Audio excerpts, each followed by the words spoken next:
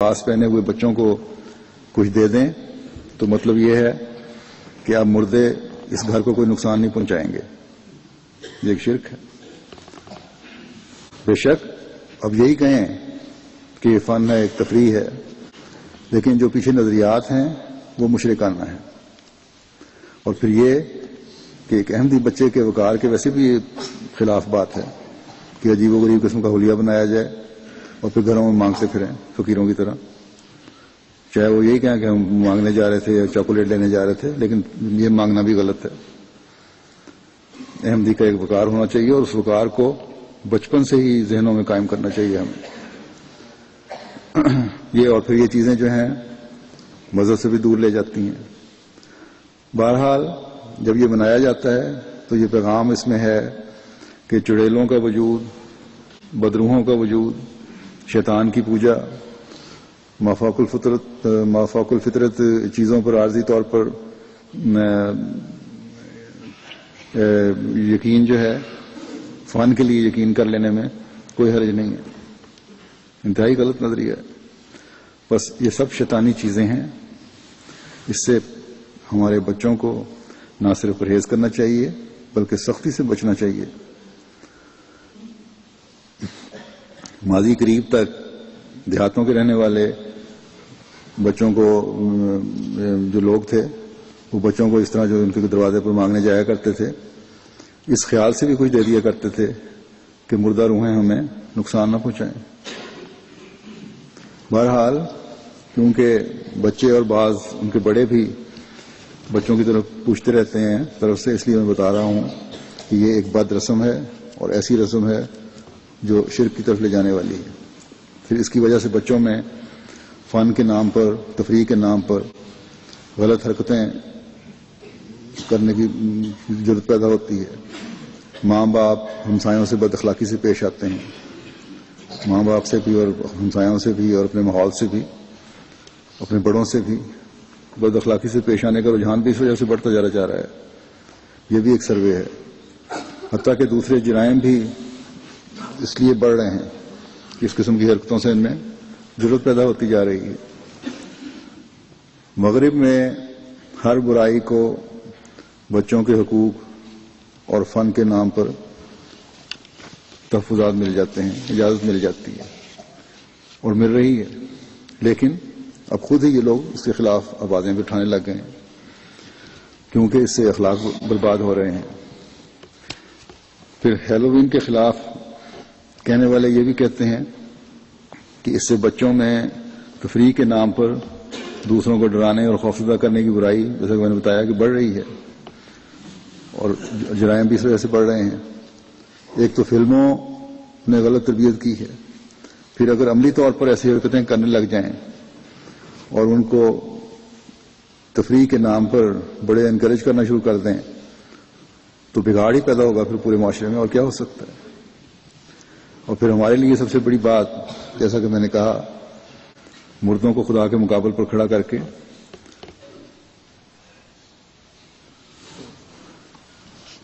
شیطانی ان کے کسی بھی غلط عمل سے محفوظ کرنے کا طریق اختیار کیا گیا ہے. گویا کہ اللہ تعالیٰ کے مقابل کھڑا کر کے ایک شرک قائم کیا جا رہا ہے، یا تحفے تحائف دے کے بچوں کو ان کی روحوں کو خوش کیا جا رہا ہے، یا جادوگروں کے ذریعے سے جادوگر کے ڈرایا جا رہا ہے. بہرحال یہ نہایت لغو اور بیہودہ تصور ہے. ایک مصنف ہیں doctor Grace Ketterman M D, وہ اپنی کتاب you and your child's problems میں لکھتے ہیں کہ tragic byproduct of fear in the life of children as early as preadolescence is the interest and involvement in supernatural occult phenomena. یعنی بچوں کی زندگی میں جوانی میں قدم رکھنے سے پہلے خوف کی انتہائی مایوس کن حالت جو لاشعوری طور پر پیدا ہو رہی ہے، وہ مافوق الفطرت چیزوں میں دلچسپی اور ملوث ہونے کی وجہ سے. جو ٹین ایج سے پہلے ہو یا اس دوران میں ہو رہی ہے.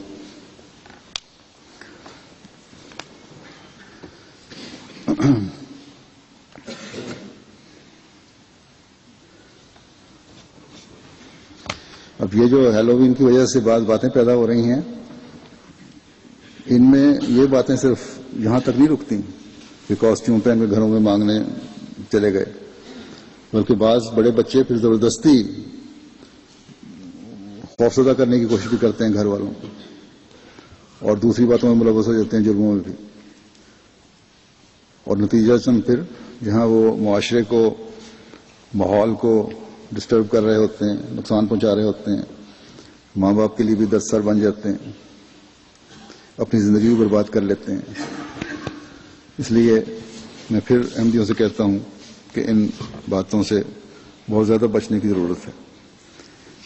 احمدی بچوں اور بڑوں کا کام ہے کہ خدا تعالیٰ سے تعلق بڑھائیں، جو ہمارا مقصد ہے اس کو پہچانیں، وہ باتیں کریں جنہیں کرنے کا خدا تعالیٰ نے حکم دیا ہے. مغربی معاشرے کا اثر اتنا اپنے اوپر طاری نہ کریں کہ برے بھلے کی تمیز ختم ہو جائے، خدا تعالیٰ سے تعلق اور اس کی ذات کی بڑائی کو ہی بھول جائیں اور مخفی شرک میں مبتلا ہو جائیں، اور اس کی وجہ سے پھر ظاہری شرک بھی ہونے لگ جاتے ہیں. اللہ تعالیٰ سب کو اسے محفوظ رکھے. حضرت مسیح موعود علیہ السلام فرماتے ہیں کہ انسان خدا کی پرستش کا دعویٰ کرتا ہے، مگر کیا پرستش سے صرف بہت سے سجدوں اور رکوع اور قیام سے ہو سکتی ہے، یا بہت مرتبہ تسبیح کے دانے پھیرنے والے پرستار الہی کہلا سکتے ہیں؟ بلکہ پرستش اس سے ہو سکتی ہے جس کو خدا کی محبت اس درجہ پر اپنی طرف کھینچے کہ اس کا اپنا وجود درمیان سے اٹھ جائے.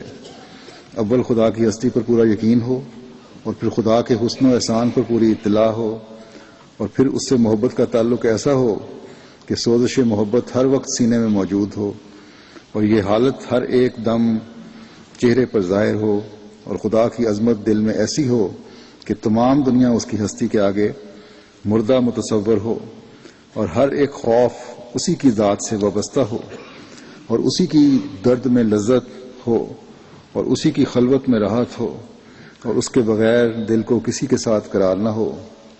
اگر ایسی حالت ہو جائے تو اس کا نام پرستش ہے، مگر یہ حالت بجز خدا تعالیٰ کی خاص مدد کے کیوں کر پیدا ہو. اس لیے خدا تعالیٰ نے یہ دعا سکھلائی ہے، ایاک نعبد و ایاک نستعین، یعنی ہم تیری پرستش تو کرتے ہیں مگر کہاں حق پرستش ادا کر سکتے ہیں جب تک تیری طرف سے خاص مدد نہ ہو. خدا کو اپنا حقیقی محبوب قرار دے کر اس کی پرستش کرنا یہی ولایت ہے جس سے آگے کوئی درجہ نہیں، مگر یہ درجہ بغیر اس کی مدد کے حاصل نہیں ہو سکتا. اس کے حاصل ہونے کی یہ نشانی ہے کہ خدا کی عظمت دل میں بیٹھ جائے، خدا کی محبت دل میں بیٹھ جائے، اور دل اسی پر توکل کرے اور اسی کو پسند کرے، اور ہر ایک چیز پر اسی کو اختیار کرے، اور اپنی زندگی کا مقصد اسی کی یاد کو سمجھے.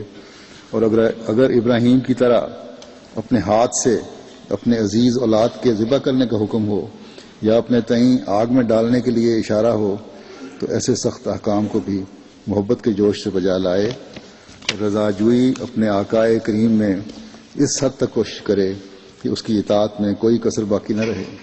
یہ بہت تنگ دروازہ ہے، اور یہ شربت بہت ہی تلخ شربت ہے. تھوڑے لوگ ہیں جو اس دروازے میں سے داخل ہوتے اور اس شربت کو پیتے ہیں.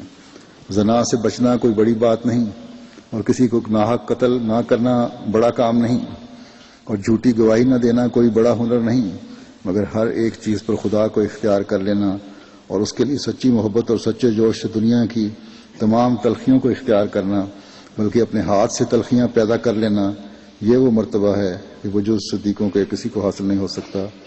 یہی وہ عبادت ہے جس کے ادا کرنے کے لیے انسان مامور ہے، اور جو شخص یہ عبادت بجا لاتا ہے تب تو اس کے اس فعل پر خدا کی طرف سے بھی ایک فعل مترتب ہوتا ہے جس کا نام انعام ہے، جیسا کہ اللہ تعالیٰ قرآن شریف میں فرماتا ہے.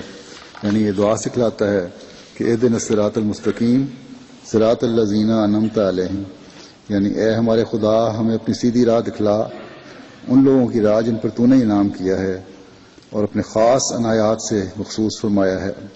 حضرت احادیت میں یہ قاعدہ ہے کہ جب خدمت مقبول ہو جاتی ہے تو اس پر ضرور کوئی انعام مترتب ہوتا ہے، چنانچہ خارق عادت، خارق اور نشان جن کی دوسرے لوگ نظیر پیش نہیں کر سکتے، یہ بھی خدا تعالیٰ کے انعام ہیں جو خاص بندوں پر ہوتے ہیں۔ اللہ تعالیٰ ہمیں توفیق عطا فرمائے کہ ہم حضرت مسیح موعود علیہ الصلوۃ والسلام کے بیان کردہ ان توقعات پر جو ہم سے انہوں نے رکھی ہیں پورا اترنے والے ہوں، اس کے لیے کوشش کرنے والے ہوں۔ اپنی سی کوشش کرتے رہیں اور ہم کرنے کی کوشش کریں گے تو اللہ تعالیٰ انشاءاللہ فضل بھی فرمائے گا، اللہ کرے۔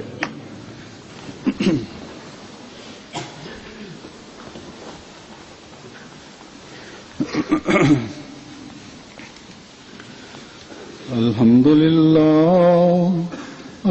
لله نحمده ونستعينه ونستغفره ونؤمن به ونتوكل عليه ونعوذ بالله من شرور أنفسنا ومن سيئات أعمالنا، من يهده الله فلا مضل له ومن يضلله فلا هادي له، ونشهد أن لا إله إلا الله ونشهد أن محمدا عبده ورسوله۔